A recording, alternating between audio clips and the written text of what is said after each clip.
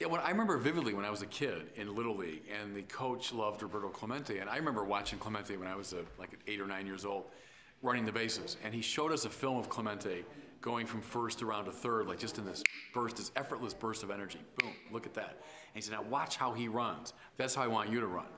And my 8th grade basketball coach showed us this photograph of John Havlicek with the perfectly straight back and the perfect form and the elbow just right. And he said, see that? That's a jump shot. That's what I want you to do.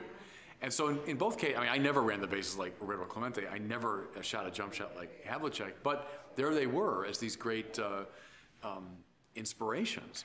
So the church holds up, as you like see behind me, an image of the saint. There it is. Now, maybe you won't get there in this life, but it's a good model. Go for it.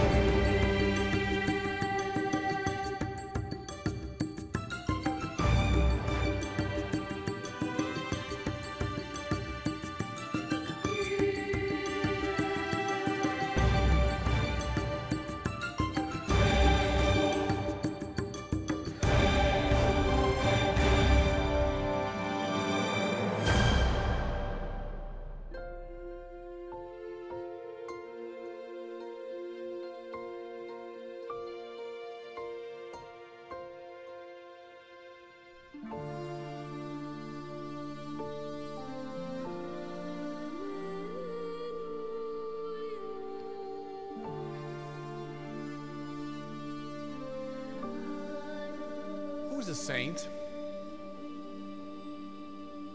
A saint is a friend of God. A saint is someone of heroic virtue. A saint is someone who is in heaven. All three are true, and all three are finally saying the same thing. Can I suggest a saint is someone who has allowed Christ to live his life in him? St. Paul said, it's no longer I who live, it's Christ who lives in me. If we look in the 5th chapter of Luke's Gospel, we find a peculiar story. Jesus has been preaching to the crowds, and he spies 2 boats by the shore of the sea. He gets into the one belonging to Simon Peter, and he says, put out into the deep and lower your nets for a catch. Peter does so, and he brings in the miraculous draft of fishes. He's so overwhelmed, he gets down on his knees and says, Lord, leave me, I'm a sinful man. Jesus said, do not be afraid. I will make you a fisher of men. If we unpack that little story, I think we discover many of the dynamics of what it means to be a saint. For a Galilean fisherman of that time, his boat was everything. It was his livelihood, his means of supporting his family, his connection to the wider world. Well, Jesus, without asking permission, just gets into Peter's boat and begins giving orders.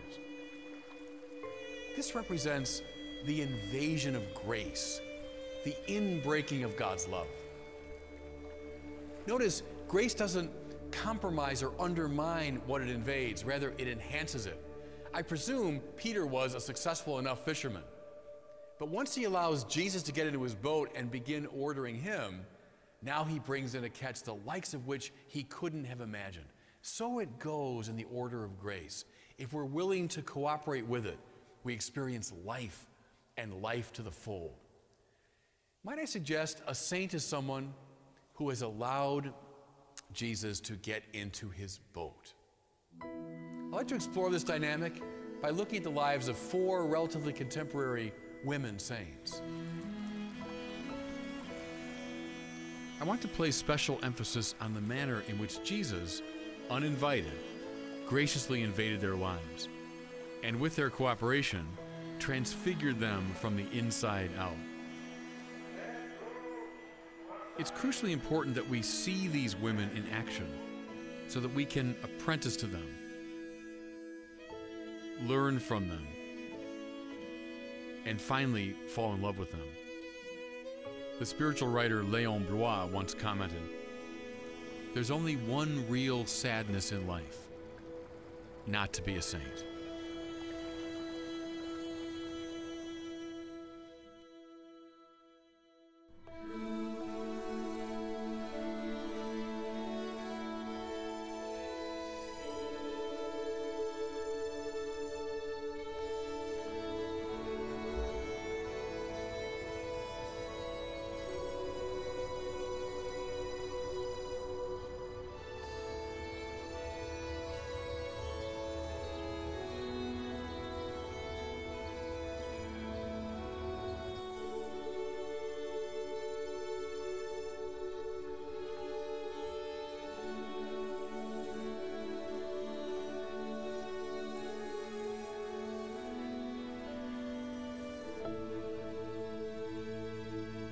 Catherine Drexel was born in Philadelphia on November 26, 1858, the same year as the apparitions at Lourdes.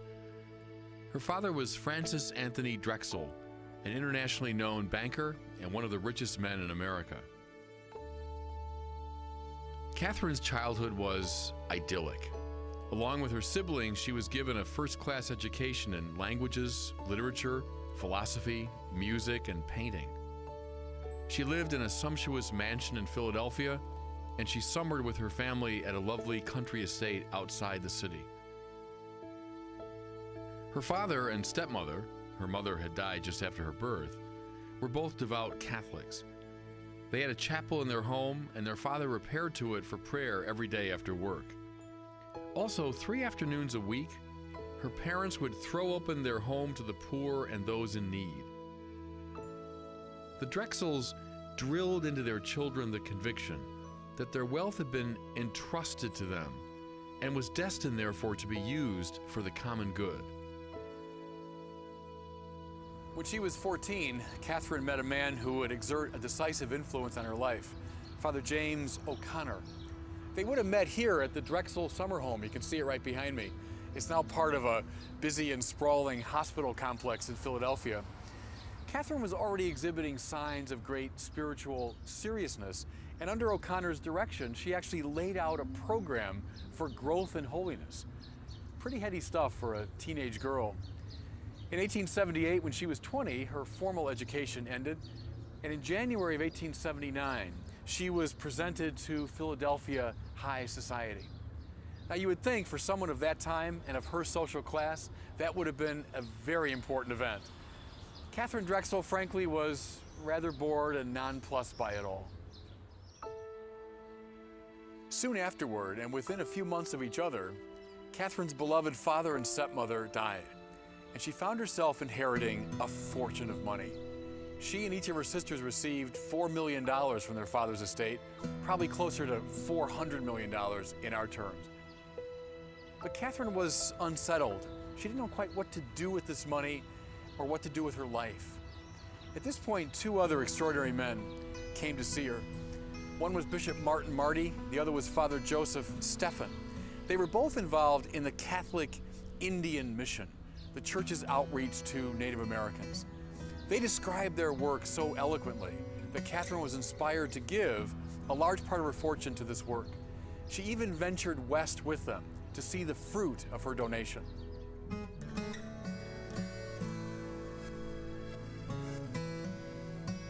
The first connections with the work of missioners to the Native Americans coincided with a period of great inner turmoil. Following the deaths of her parents, Catherine's health took a turn for the worse, and she was plunged into a period of anxiety and indecision. She was struggling to find her purpose in life.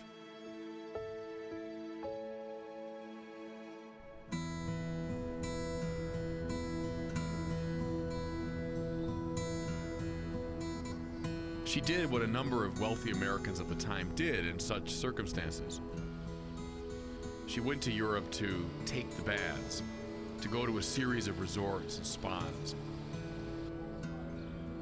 On this trip, Catherine had another life-changing encounter. At the end of her European sojourn, Catherine had an audience with Pope Leo XIII. Still mourning the death of her parents, still emotionally distraught, still trying to find her path in life, she knelt before the Pope.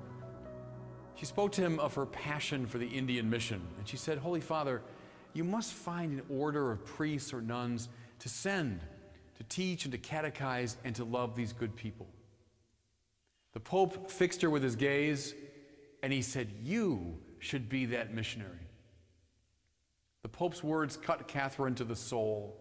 She said she felt sick all over. She couldn't get out of the Vatican fast enough. And when she was outside, she sobbed and sobbed and sobbed. The Pope had obviously struck a nerve. It also served to focus her desire. She began to wonder whether God was calling her to be a nun, perhaps even the founder of a religious order, one dedicated to the poorest and most forgotten of Americans. When she informed her spiritual director, he was, at first, reticent. How could this coddled and well-educated aristocrat, accustomed to the finest things, accept the severe discipline of a religious life? But in time, he relented, and Catherine entered the novitiate of the Sisters of Mercy of Pittsburgh in May of 1889. 2 years later, she made her final profession as the first member of the Sisters of the Blessed Sacrament for Indians and colored people.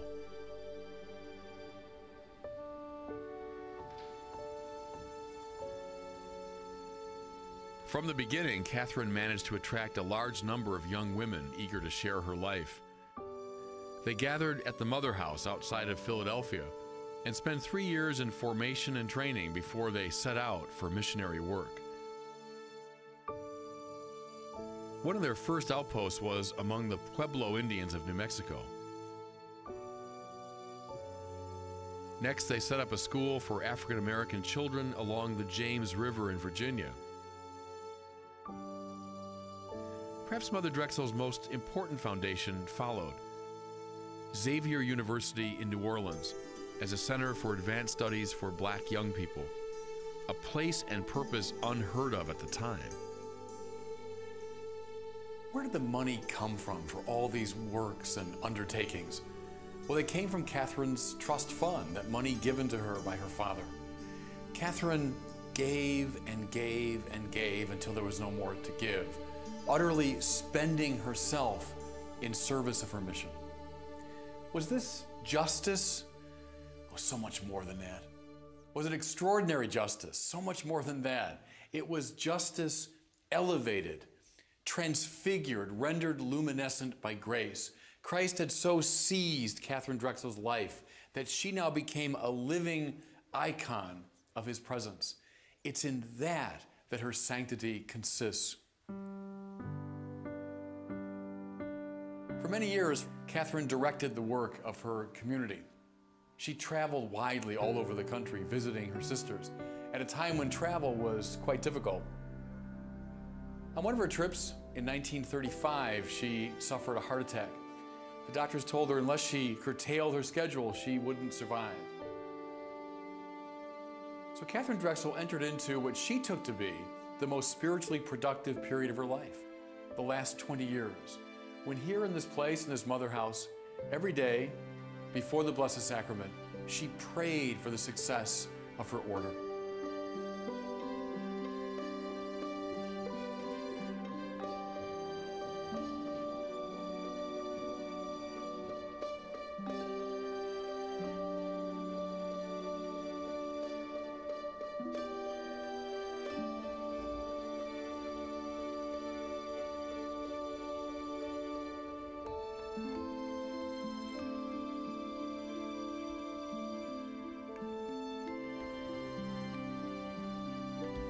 Mother Drexel died on March the 3rd, 1955. But her work goes on, her spirit lives on in her community and their works all over the world. This great spirit of elevated, transfigured justice.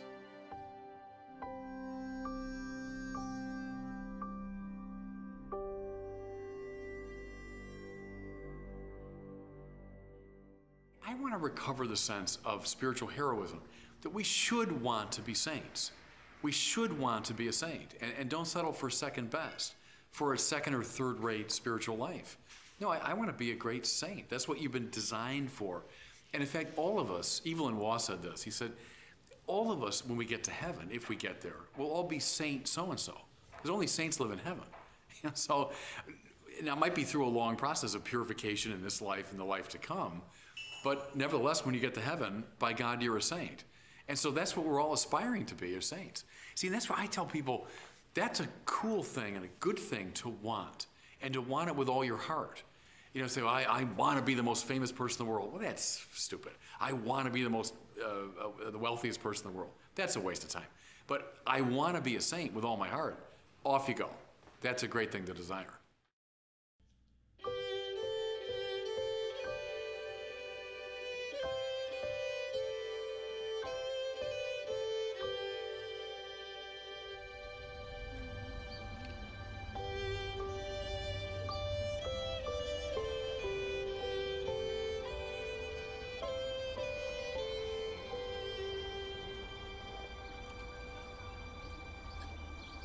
I'm in front of this grand and glorious basilica dedicated to a very simple woman, also one of the strangest and most extraordinary of the saints of the Church, Thérèse of Lisieux.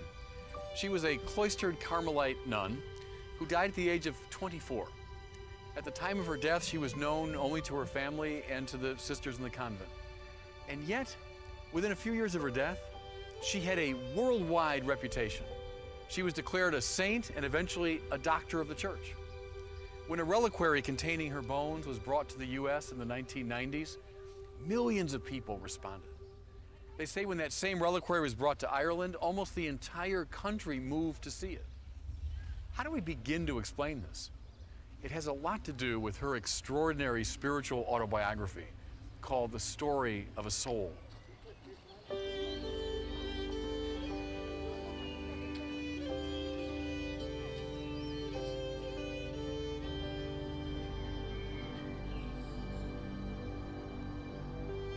I'll confess that when I first read The Story of a Soul, I didn't like it particularly.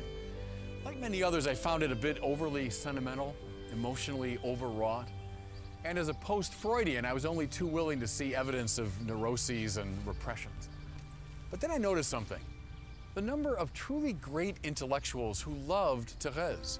Think of Dorothy Day, Edith Stein, Thomas Merton, John Paul II, Hans Urs von Balthasar, just to name a few. And then when I was a doctoral student in Paris, my thesis director, Michel Corbin, a very brilliant man, was explaining one day to me how the French don't refer to Thérèse as the little flower as we do, but rather as la petite Thérèse, the little Thérèse, as opposed to la grande Thérèse, the great Teresa, who's Teresa of Avila. But then he added this. After many years of reading Thérèse of Lisieux, he said, I realize, elle est vraiment la grande Thérèse. She is truly the great Teresa. I realized I had to take a second look. She was born on January 2nd, 1873, the youngest child of Louis Martin and his wife Zélie, two extremely pious members of the French middle class. By her own admission, Thérèse's childhood was blissful. The youngest child, she was doted on by everyone, especially her father. He was her petit roi, little king, and she was his petite reine, little queen. Very early in life, she had the intuition that she would follow her sister Pauline into the Carmelite convent and become a religious. She never wavered from this resolution. The bliss of her childhood came to an abrupt end with the death of her mother in 1877, when Thérèse was only 4. Afterwards, she became withdrawn, moody, as she herself said, sensitive to an excessive degree. Her time at school in Lisieux was not pleasant, as she was picked on by her classmates. For the first time in her life, she felt herself, as she put it, weighed and found wanting. The full effect of her mother's death on Thérèse would appear when Pauline, her older sister and substitute mother decided to enter the convent. Therese experienced a strange malady with both physical and psychological symptoms, some of them quite frightening. She would cry violently, suffer from severe headaches, fall into fits of shivering. Here is Therese's own description of this period. I was absolutely terrified of everything. What saved her finally was a manifestation of grace. On May the 13th, 1883, Therese found herself here in bed. She was utterly debilitated, physically, psychologically, unable to help herself. And then she noticed a statue of the Blessed Mother. It had been in her room before, but it was as though she was noticing it for the first time. She said she was struck by the ravishing beauty of the statue, and especially by the Virgin Mary's smile. When she noticed the smile of the Blessed Mother, all of her physical and psychological symptoms left her. She was healed. Now, how do we explain this extraordinary incident? We could look at it many ways, I suppose. But Therese saw it as a manifestation of God's grace, God's unmerited love. When she came of age, she became one of the great doctors of grace in our tradition. Yes, we cooperate with God's love, but finally the beginning and the end of the spiritual life is grace. The next great step in Therese's spiritual journey was, again, a private, small matter, nothing to which a conventional biographer would draw attention. It took place on Christmas Day. There was a custom in the Martin family that very early on Christmas morning, just after midnight mass, the children would come home and they would draw from their shoes that were arranged right here in front of the fireplace little gifts that their parents had placed in them. Well, Therese loved this ritual, and especially her father's participation in it. But that Christmas morning of 1886, Therese went up this staircase, and when she was presumably out of earshot, she heard her father say, "Well, fortunately, this is the last time." Now, that comment normally would have broken her heart, and she would have dissolved in tears. But something different happened. Significantly, on this birthday of Jesus, she realized that Jesus had invaded her heart. So instead, she suppressed those feelings. She came down those stairs, and with unfeigned enthusiasm, she participated in this family ritual. What do we see here in this very simple scene? We see the invasion of grace. Therese realized now that her life had to be completely determined by the love of Jesus. In the wake of this event, the desire to become a Carmelite, which had been in her since childhood, now became a burning preoccupation. After she convinced her father that this was right for her, she met with extraordinary courage a number of bishops and ecclesiastics who opposed her and told her that she was too young.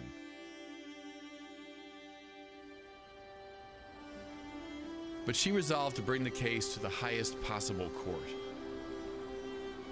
She joined a group of pilgrims going to Rome, hoping to present her plea personally to Pope Leo XIII himself.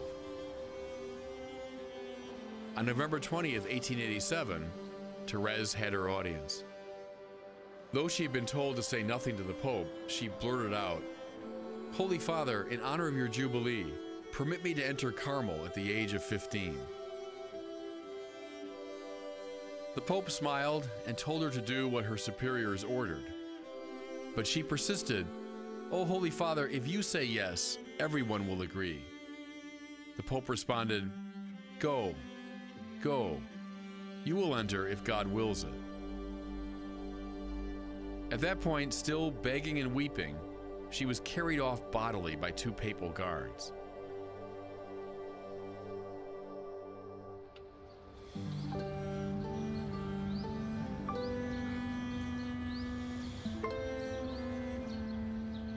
A month later, the Bishop of Bayeux relented, and she was given permission to enter Carmel.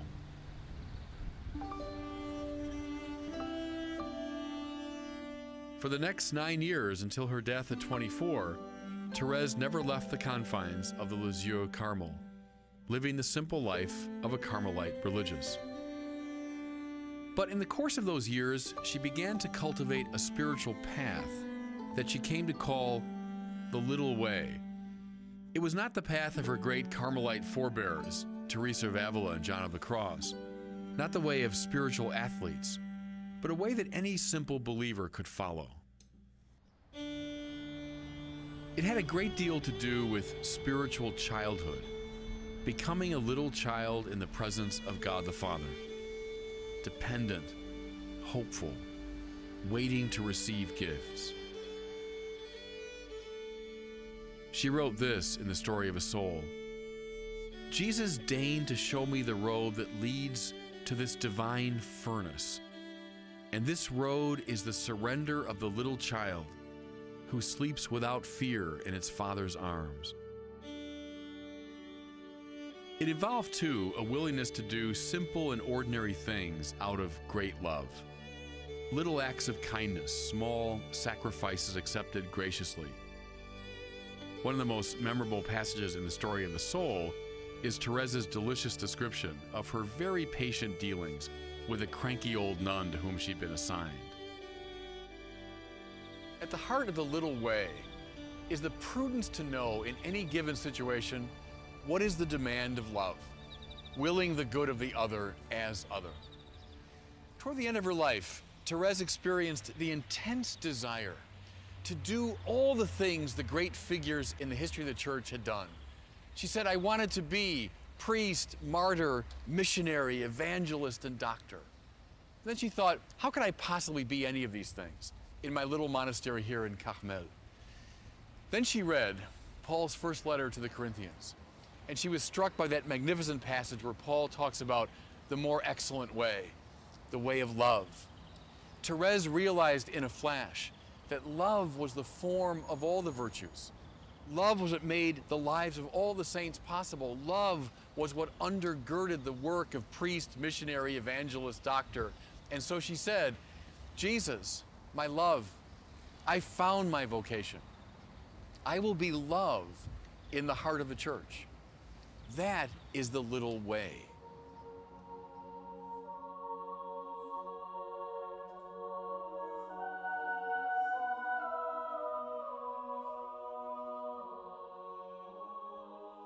I mentioned at the outset how I, like many others, was initially put off by the overly emotional, sentimental style of the little flower. But even the most skeptical reader is usually won over by the account of her terrible struggle at the end of her life with unbelief. What began to plague Therese were doubts about the very existence of heaven. Like Hamlet, she began to wonder whether anything followed this sleep of death. And this was no passing bout of intellectual scrupulosity. It would last up until the very end of her life. She wrote, this trial was to last not a matter of days or weeks. It would not be extinguished until the hour set by God himself. And that hour has not yet come. She wrote that just a few weeks before she died. What's extraordinary is how she interpreted this struggle as a participation in the pain of so many of her contemporaries who no longer believe in God. She wrote, during the joyful days of Easter, Jesus made me really feel there are souls who have no faith. He allowed my soul to be invaded by the thickest darkness. Therese died of tuberculosis on September the 30th, 1897. As I mentioned at the outset, at the time of her death, she was known only by a handful of people. Yet, within a few years of her passing, through the influence of The Story of a Soul, the little way began to beguile people all over the world.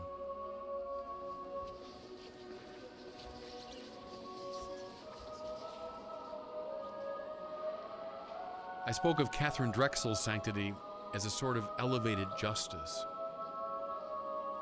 We might characterize Therese's holiness as transfigured prudence. Prudence is a kind of moral know-how. The little way is prudence elevated and transfigured by the radicality of Christ's love.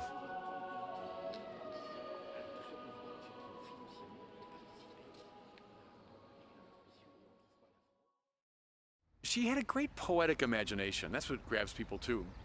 she always protested that she was not one of these spiritual athletes. She knew about John of the Cross and Teresa of Avila and these great figures. She admired them. And she would say, but I'm not like that. I'm not a spiritual athlete. I'm not one of these great trees that grow up to God. I'm just a little flower, and that's where the nickname comes from. I'm a little flower on the floor of the forest. No one's going to notice me. But the sun can shine equally on all of them. The sun hits the high trees, and the sun comes down to the forest floor.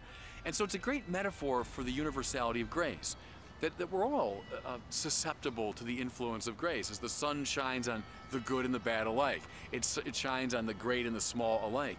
So that was a great bit of spiritual intuition she had, I think, that appeals to people. What about that analogy of, like, you said she lifted her hands up to God? Oh yeah, that's a splendid one, I think. It's beautiful, and there's kind of a wry smile behind it, because she again acknowledges the spiritual athletes, the really serious people.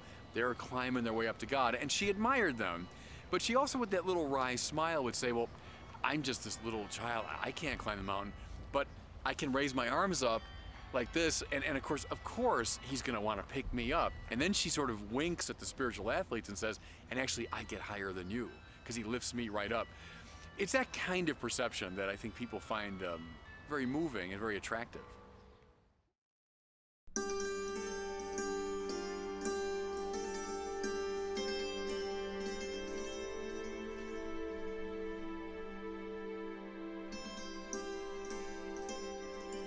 Edith Stein was born October the 12th, 1891, in Breslau, a town situated now within the borders of Poland, but then part of the German Empire. She was the seventh and youngest child of pious Jewish parents. Like Thérèse of Lisieux, she was doted on by her parents, like a, as she put it, cross between a fairy tale princess and a porcelain doll. One of her earliest memories is of herself standing in front of a big white door, drumming on it with clenched fists because she wanted to get to the other side. This determination would stay with her all her life. Her father died suddenly when Edith was still quite young, and she bonded strongly with her mother. Frau Stein introduced her daughter to the disciplines and feasts of the Jewish religion, as well as the world of the Bible. And her elder brother Paul began to read to her regularly from the great works of German literature. But as the years passed, her passion for the Word grew, even as her faith faded. By the time Edith was a teenager, she no longer believed in God. As a university student, she became fascinated by the work of Edmund Husserl and his new and famously complex school of phenomenology. She longed to study with the master himself, and so came in 1913 to Göttingen, where Husserl taught. In short order, she was introduced to Husserl and to the circle of brilliant students who had formed around him. She labored away at her doctoral studies, pursuing the typically phenomenological theme of empathy or fellow feeling. Like many doctoral students before and since, Edith experienced tremendous strain while undertaking this project.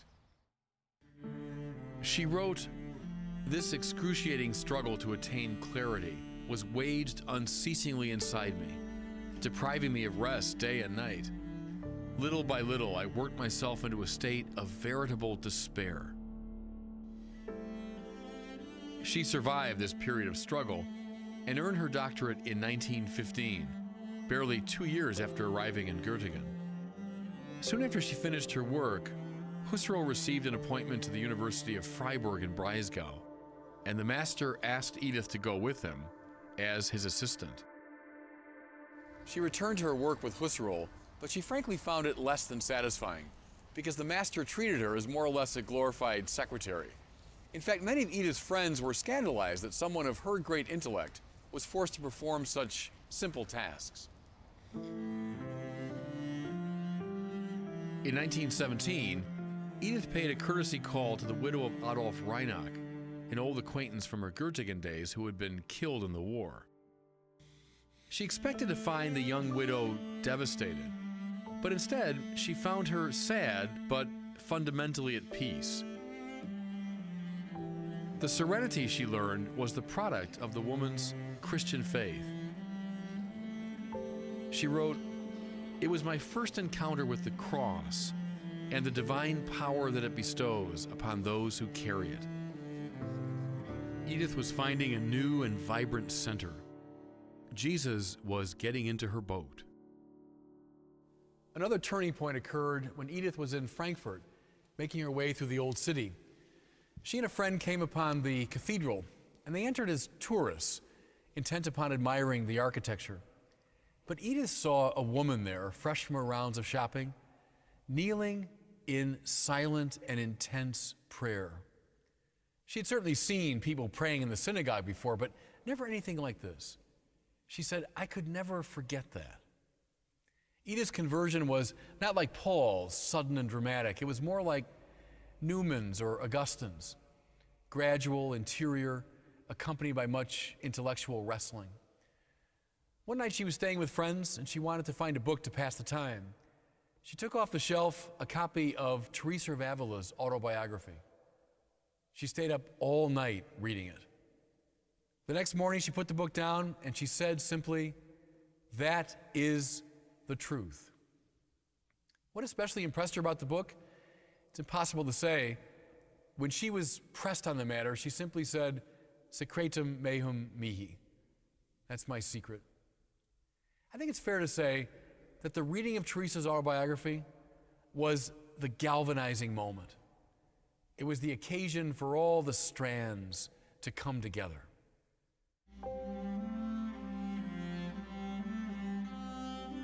After a few weeks of thinking and praying, Edith approached her local pastor and asked to be baptized. When he balked due to her recent conversion, she said eagerly, "Prüfen Sie mich, test me." She was received into the church on January the 1st, 1922. In those days, the feast of the circumcision, the first shedding of Jesus' blood. Edith wanted immediately to join the Carmelites, the order of her religious hero, but her director asked her to wait. She became instead a professor at a teacher's training college run by the Dominican sisters. Among the Dominicans, Edith began to live essentially a religious life.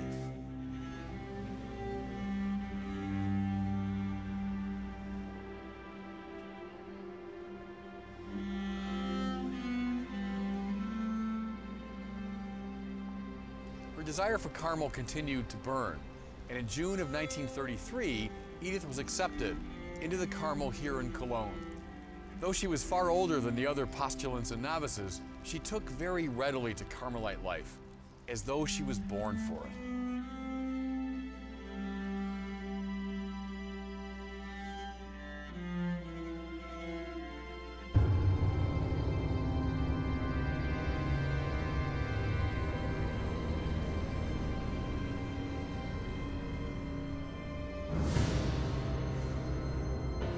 In November of 1938, Kristallnacht, the night of the broken glass, took place.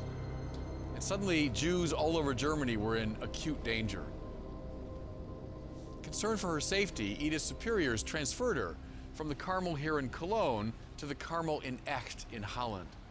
But in 1940, the Nazis overran Holland, and the danger that loomed over Edith here now threatened again. Bravely, the Dutch bishops raised their voices in protest over the ill treatment of Jews. The Archbishop of Utrecht finally ordered that Nazi policy be attacked from every pulpit in the country.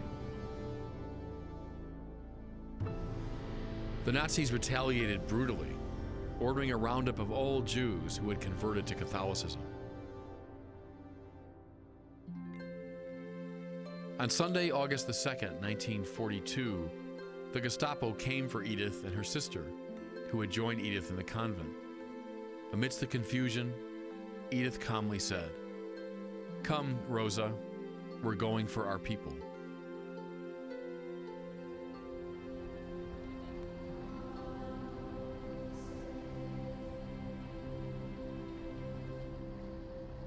The sisters were held briefly in a camp and then were packed onto what amounted to a cattle car for their trip to Auschwitz. A former student of Edith's reported an encounter when the train was briefly stopped at a platform in Germany. After exchanging pleasantries, Edith told her to convey this message to the Mother Superior in Echt, "We are going to the East," a phrase both literal and spiritual in import. There's still another report from a German soldier who was making his way to the Eastern Front. On August the 7th, while he was on the train platform in Breslau, Edith's hometown, a train pulled up. The door was pulled back to reveal people packed together like animals, the stench coming from the car unbearable. Then a woman appeared in a Carmelite habit. She commented on the terrible conditions, but then she said wistfully, "This is my beloved hometown. I will never see it again." Many years later, this former soldier saw a photograph of Edith Stein and identified her as the nun that he had met that day.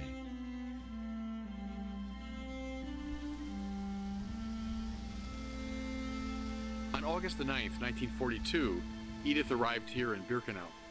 She was selected immediately for execution. They brought her here to this gas chamber. You can see the ruins of it just behind me. And here she was murdered. Subsequently, her body was burned and the ashes strewn to the wind.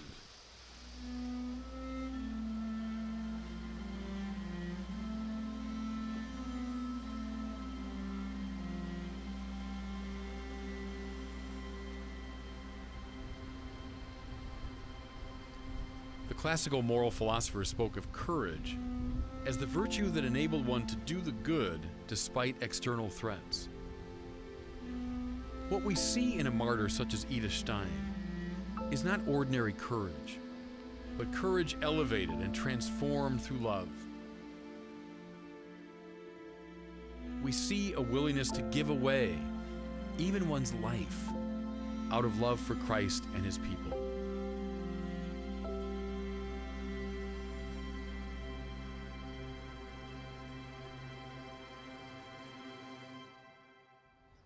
Thomas Aquinas' sister asked him one time, "What must I do to be a saint?"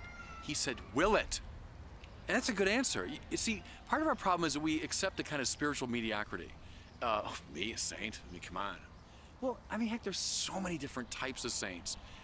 Great sinners who became saints. People that were a million miles from God who became saints. Part of it is to want it, is to move beyond a sort of spiritual mediocrity and say, no, I want to be a person of heroic virtue. I want to follow Christ with all my heart. And so desire it. And stop playing the game of a false humility that says, well, I could never do that. No, God can do whatever he wants. God can make a saint from any of us. But we have to desire to cooperate with it.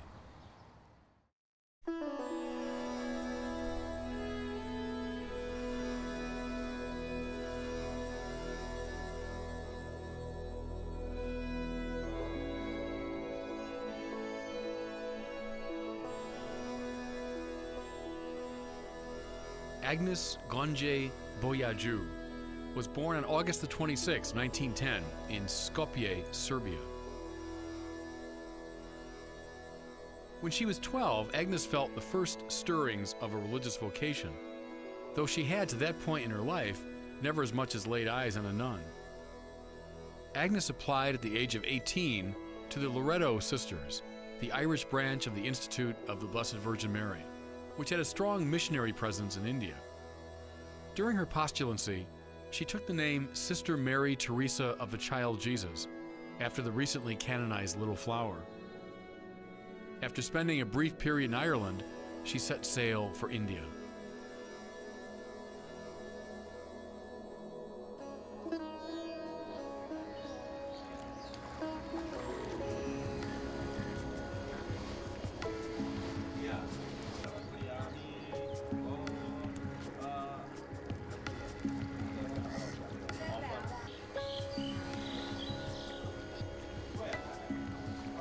When she arrived in India, she was dazzled by its luxuriant natural beauty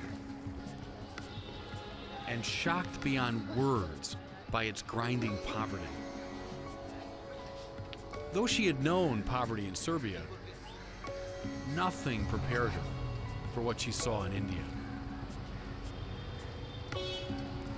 The conviction grew in her that service to such poor would involve a radical simplifying of her own life.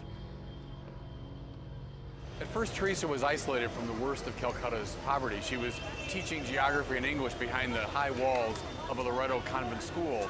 But eventually she began to teach in a grade school some miles away, and she came face to face once again with dreadful poverty. For the next several years, Teresa, now called Mother since she had taken final vows, worked at a furious pace, teaching, administrating, caring for the sick. So arduous was her work that she experienced a kind of breakdown and was sent to Darjeeling, the restful place where she had been a novice, in order to recuperate.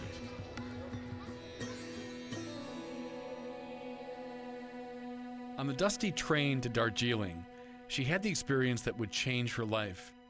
She received the call of God to be a missionary of charity, the summons to serve the poorest of the poor, to follow Jesus with a reckless abandon. She called this the hidden treasure for me, and she understood it as a summons to slake the thirst of Jesus for souls. When she returned to Calcutta, she submitted herself to the spiritual direction of Father Celeste van Exem, a Belgian Jesuit who would prove an extremely helpful and important figure in her life. After a year of prayer and discernment, Mother Teresa and Father van Exem brought the idea of founding a new order to serve the poorest of the poor to the Archbishop of Calcutta, Ferdinand Perrier. A wise character, Perrier tested the vocation of the little nun, throwing up all sorts of objections and roadblocks. Despite his opposition, she persisted, and the Archbishop's admiration for her grew. Perrier eventually consulted experts in canon law and devised a way to release Mother Teresa from her vows to the Loreto sisters and to found her own community. In April of 1948, formal approval came from Rome, and Mother Teresa said simply, "Can I go to the slums now?"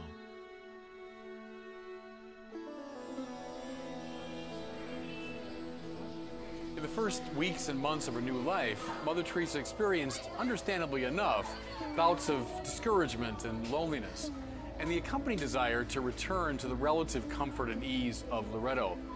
But she persevered. She knew that if she was to serve the poorest of the poor, she had to live like them. And then something that we've come to expect in the lives of the saints. When a work is of God, people are drawn to it. And so many of Mother Teresa's former students came to join her here in the slums of Calcutta.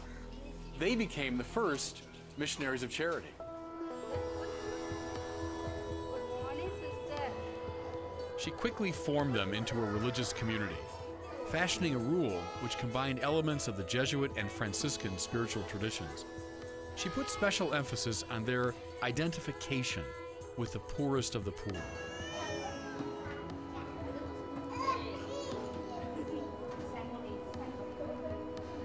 All that the first missionaries of charity were allowed to possess were a cotton sari, a pair of sandals, a crucifix, a rosary, a metal bucket for washing, and a very thin mattress that served as a bed. Also, like the early Franciscans and Dominicans, they were compelled to beg for their food. There was also a kind of poverty built into the rhythm of their day. During the week, the sisters rose at 4:40 a.m., brushed their teeth with ash from the kitchen stove, and scrubbed their bodies with a small bar of soap that had been divided into 6. Between 5:15 and 6:45, they meditated, prayed, and attended Mass. They ate a small breakfast and were then on the streets doing their work by 7:45. They returned at noon for prayers and a small midday meal, and then rested and did spiritual reading until they returned to their pastoral work in the slums. At first, the work of the missionaries of charity was restricted here to Calcutta, but beginning in the 1950s and 1960s, the order began to spread, first across India and then around the world. There were establishments in Venezuela and Tanzania, United States, Australia, England. By the end of the 1990s, There were over 500 establishments on 6 continents. Mother Teresa said, "If there are poor people on the moon, we shall go there too." In time, Mother became an internationally renowned figure, winning the Nobel Peace Prize in 1979. To the surprise of many outside the church, she used her Nobel speech as an occasion to decry abortion as the greatest enemy of peace in contemporary society. No account of Mother Teresa's life would be complete, however, without making reference to her terrible interior struggle, her unique participation in the suffering of Christ. Though she experienced extraordinary closeness to Jesus most of her life, once the order got underway, she experienced just the opposite, an aching sense of the Lord's absence. And this darkness lasted, with one brief respite, for the rest of her life.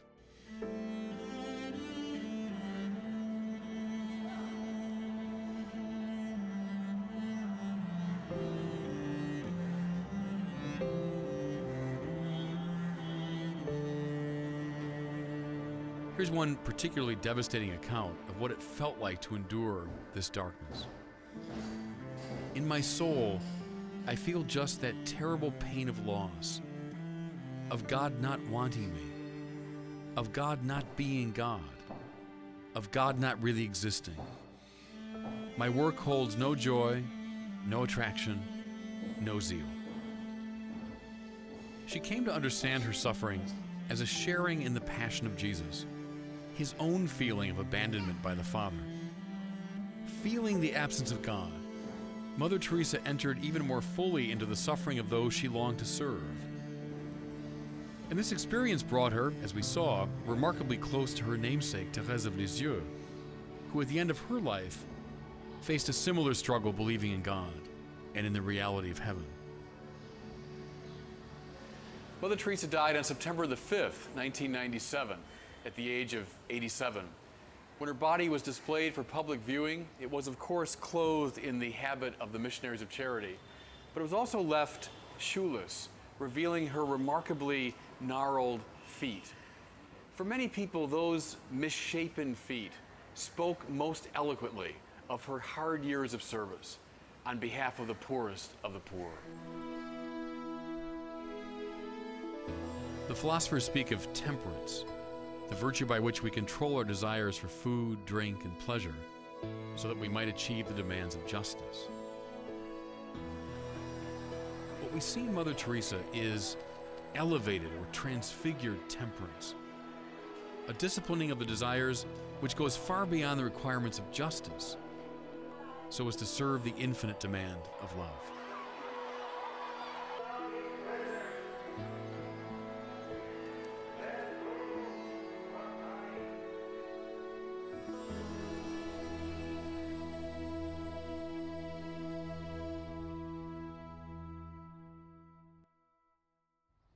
Part of the glory of the saints is we have so many of them, and they're all different personalities, different backgrounds, different styles. Part of the beauty of the church is you have a saint like Thomas Aquinas, a towering intellectual, and a saint like Francis of Assisi, who wasn't much of an intellectual at all. You've got a warrior saint like Joan of Arc, and then you've got saints of nonviolence. You have saints from all different backgrounds and temperaments and personalities, and part of it is to find the saint that's really suitable for you. Something I tell people, though, too, is the opposite. Find a saint that's like you, but also find a saint that's not like you. Find a saint that's from a different background, has a very different personality, and see what you can learn from that saint. But that's the glory of what we call the communion of saints, that we have all these different figures. Thank God.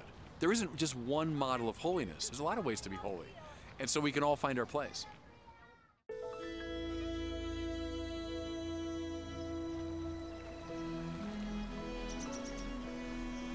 The holiness of God is like a white light, pure, simple, complete. But when that light shines, as it were, through the prism of individual human lives, it breaks into an infinite variety of colors. The 4 women we've considered couldn't be more different from one another. And that is why each one allows a unique dimension of the divine holiness to appear.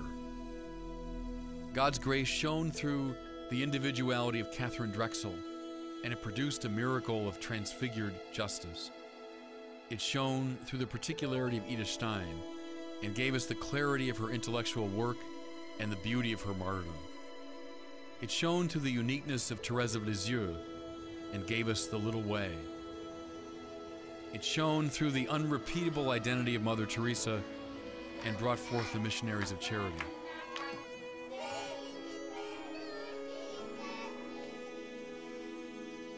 The Church revels in the variety of its saints because it needs such diversity in order to represent the infinite intensity of God's goodness.